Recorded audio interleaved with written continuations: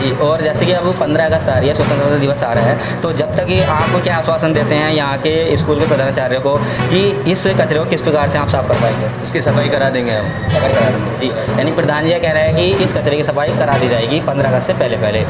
लेकिन प्रधान जी ने भी कई बार ठेकेदार को भी बुलाया यहाँ पर, उनसे भी बातचीत की। अब आश्वासन दे देते हैं, बाद में कुछ नहीं हो पाता है।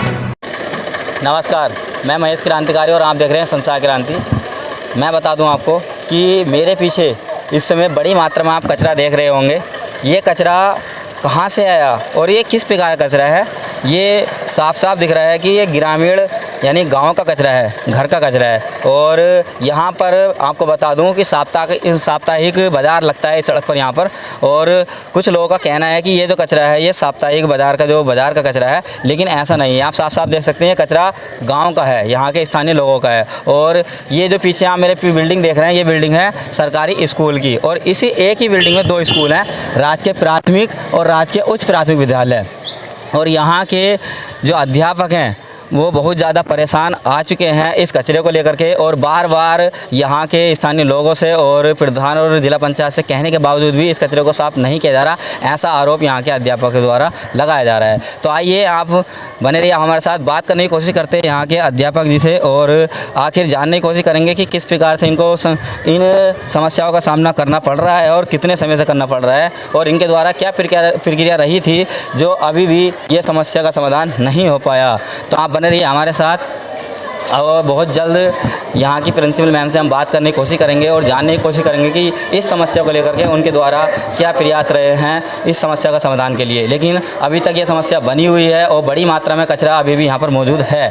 हम प्रिंसिपल मैम जी के पास जा रहे हैं और जानने की कोशिश करेंगे कि पूरी समस्या आखिर क्या है पूरा मामला। जी, आपका बहुत बहुत स्वागत है हमारे संसार क्रांति चैनल में।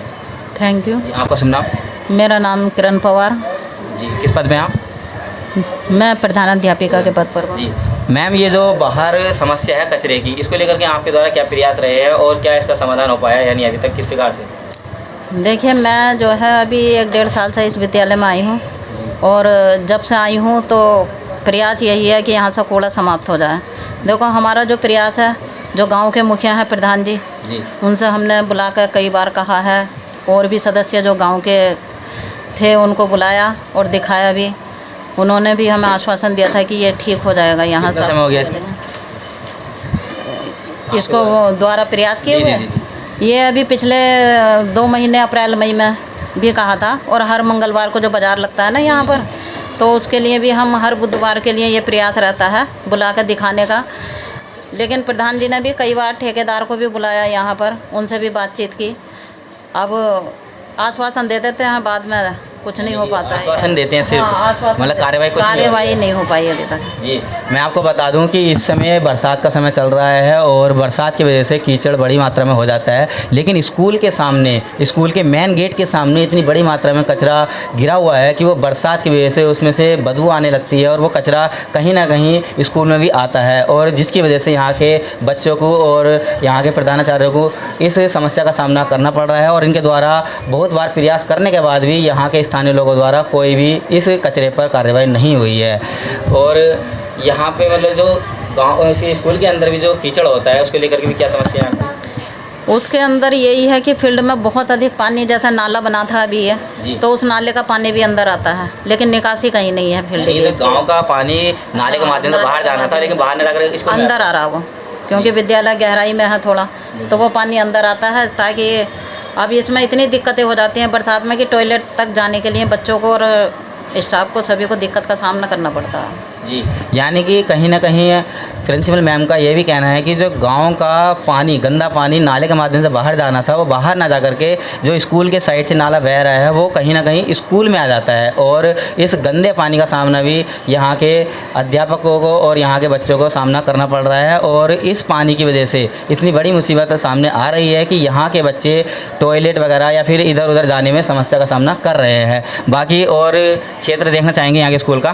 ठीक है, बने रहिए आप हमारे साथ कि स्कूल के परिसर में क्या क्या समस्याएं हैं और यहाँ के प्रधानाचार्य और यहाँ के बच्चों को किस समस्या का सामना करना पड़ रहा है। आप साफ साफ देख सकते हैं ये स्कूल का मैदान है, और यहाँ पर कितनी तरह के किस प्रकार से यहाँ कचरा है, और ये कीचड़ आप देख सकते हैं कि कीचड़ किस प्रकार से यहाँ पर है। और यहीं पर मैं आपको बता दूँ कक्षा 1 से 5 तक का स्कूल है ये, यानी कि प्राइमरी स्कूल है। और यहाँ के जो प्रिंसिपल हैं उनसे भी हम जानने की कोशिश करेंगे कि इनको किस समस्याओं का सामना करना पड़ रहा है और किस प्रकार से करना पड़ रहा है। और यहाँ पर प्रिंसिपल सर के साथ गांव के प्रधान जी भी मौजूद है, इनसे भी हम जानने की कोशिश करेंगे कि यहाँ पर किस प्रकार से समस्याओं का सामना हो रहा है और सामना होने के बाद इन समस्याओं का समाधान किस प्रकार से किया जाएगा, तो जानने की कोशिश करेंगे। पहले प्रधान जी से बात करते हैं। जी, आपका सुनना।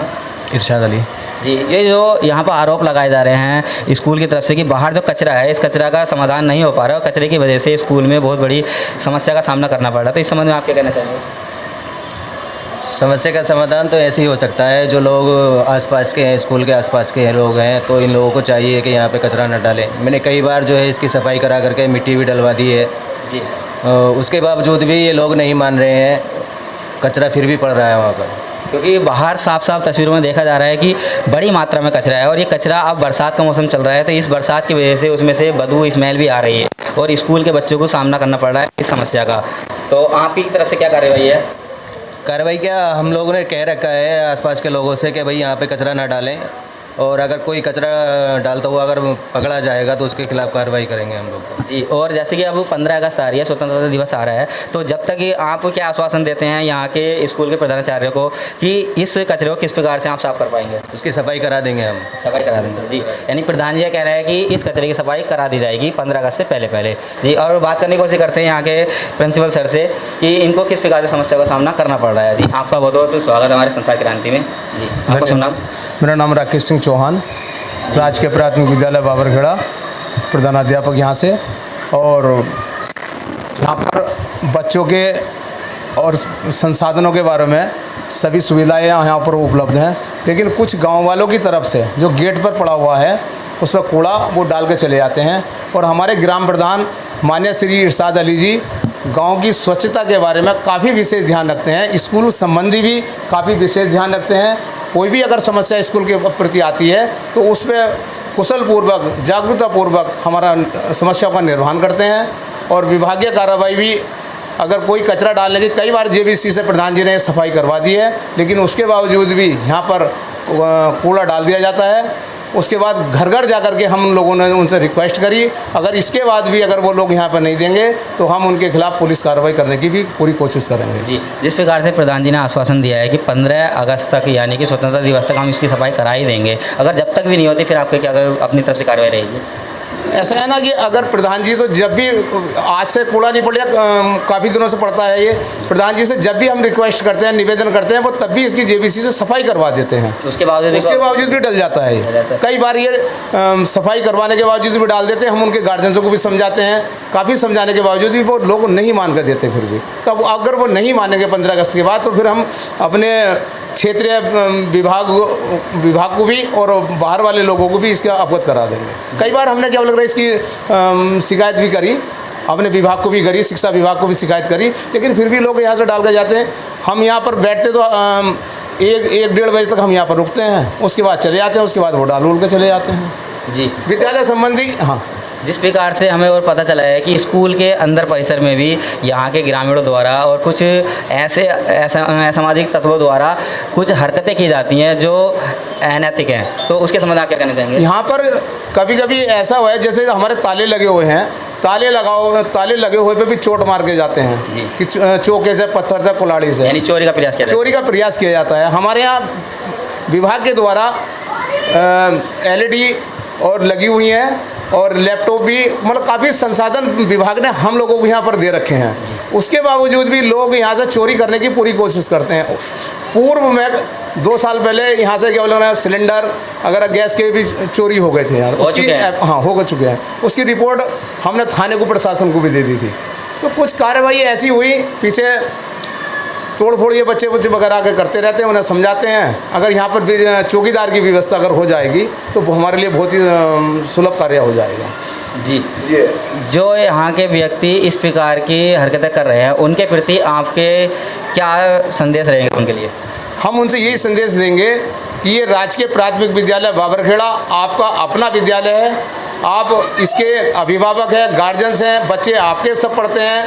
हम तो यहाँ शिक्षा विभाग में बच्चों को पढ़ाने आए हैं और पूरी कोशिश मन और तन लगा करके बच्चों को शिक्षा प्रदान करते हैं। यही हमारा प्रयास है।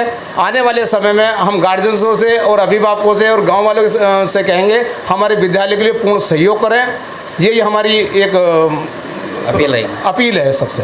बहुत धन्यवाद आपका। जिस प्रकार से प्रधानाचार्य द्वारा बताया गया कि यहाँ पर हो रही अनैतिक स्थिति यानी कि कुछ ऐसी कार्य जो चोरी के प्रयास कहलाते हैं, तो उनके प्रति कहा गया कि आप ऐसा कार्य ना करें। अगर आप आगे से ऐसा होता है तो हम आपके प्रति सख्त कार्रवाई करेंगे। और जैसे भारत के अंदर स्वच्छ भारत अभियान चल रहा है, उसके तहत यहाँ पर कचरा गंदगी बड़ी मात्रा में फैलाई जा रही है, उसके ऊपर भी बड़े सवाल खड़े हो रहे हैं। आपने देखा प्राथमिक विद्यालय प्रधानाचार्य के द्वारा भी कहा गया और उच्च माध्यमिक विद्यालय प्रधानाचार्य के द्वारा भी कहा गया।